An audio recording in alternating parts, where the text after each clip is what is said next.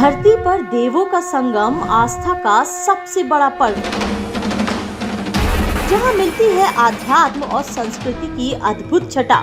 प्रयागराज के पवित्र तट पर मां गंगा, यमुना और अदृश्य सरस्वती का अलौकिक संगम।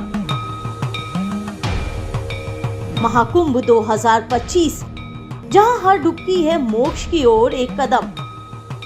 आइए बने इस दिव्य आयोजन का हिस्सा, संकल्प लें, संस्कृति को अपनाएं और आस्था के सागर में खो जाएं। महाकुंभ 2025, आस्था, संस्कृति और आध्यात्म का महोत्सव, न्यूज़ फर्स्ट के साथ।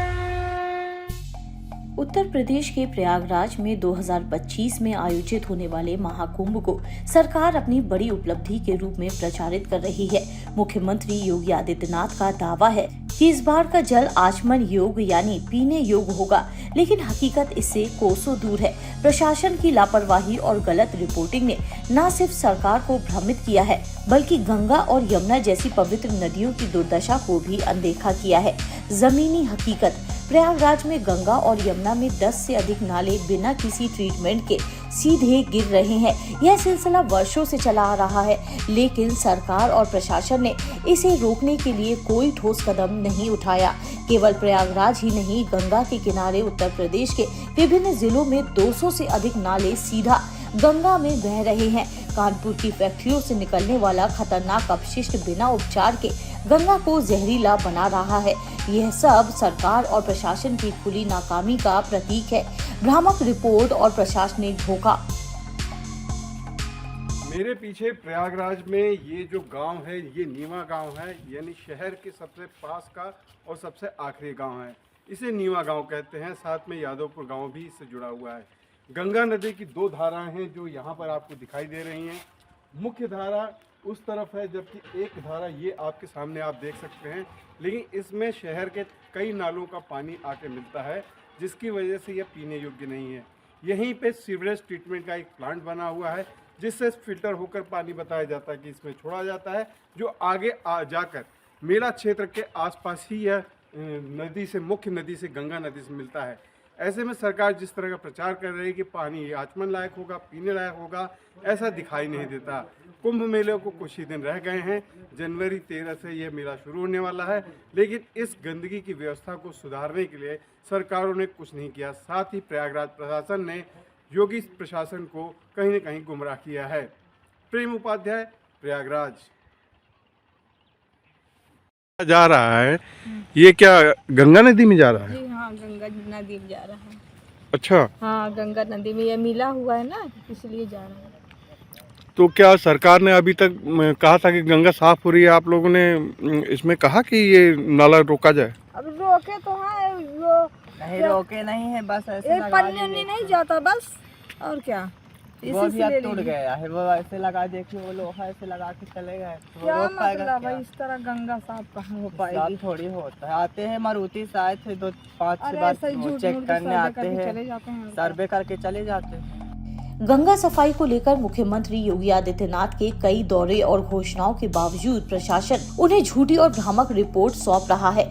इस धोखाधड़ी का नतीजा यह है कि गंगा और यमुना दोनों ही जहरीले नालों और अपशिष्टों से दम तोड़ रही है। शमशान घाटों और यमुना की दुर्दशा।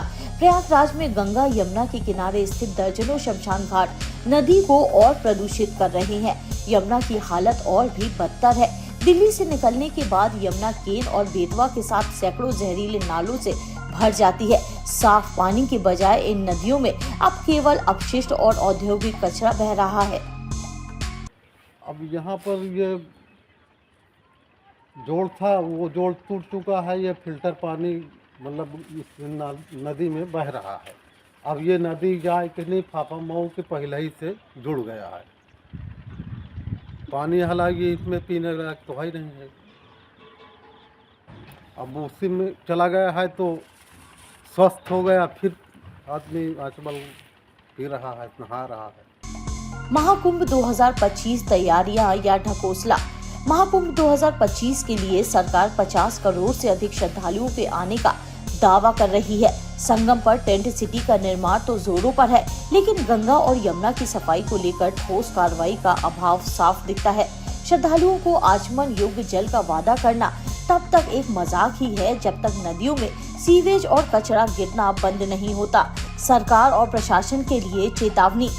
मेरे पीछे आप ये जो गंगा की धारा देख रहे हैं, ये मुख्य नदी की एक धारा है जो गंगा से अलग होकर के शहर के करीब आती है, लेकिन इसमें ढेरों नाले मिलते हैं। बाढ़ और बरसात के मौसम में ये जो पूरा क्षेत्र है, यह पूरा बाढ़ से भर जाता है। गंगा नदी का पानी इस पूरे क्षेत्र में फैल जाता है, लेकिन मौजूदा समय में जो संगम के किनारे का जो इलाका है, जो संगम के खास पास का इलाका है, उसमें ये धारा है जिसमें शहर के कई नाले आकर मिलते हैं, जिसकी वजह से गंदगी गंगा नदी में पहुंचती है।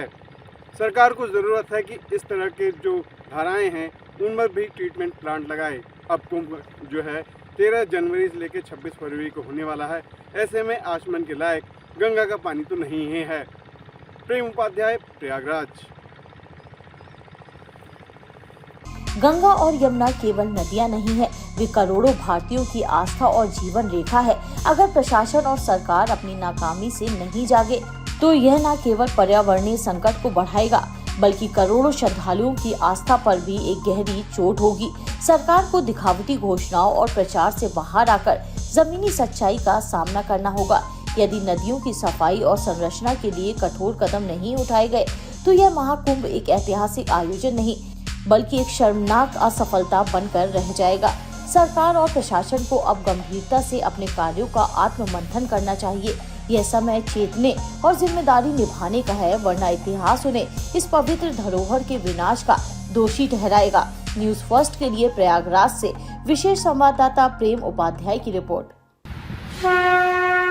धरती पर देवों का संगम, आस्था का सबसे बड़ा पर्व, जहां मिलती है आध्यात्म और संस्कृति की अद्भुत छटा। प्रयागराज के पवित्र तट पर मां गंगा, यमुना और अदृश्य सरस्वती का अलौकिक संगम। महाकुंभ 2025, जहां हर डुबकी है मोक्ष की ओर एक कदम। आइए बने इस दिव्य आयोजन का हिस्सा। संकल्प लें, संस्कृति को अपनाएं और आस्था के सागर में खो जाएं। महाकुंभ 2025, आस्था, संस्कृति और आध्यात्म का महोत्सव। न्यूज़ फर्स्ट के साथ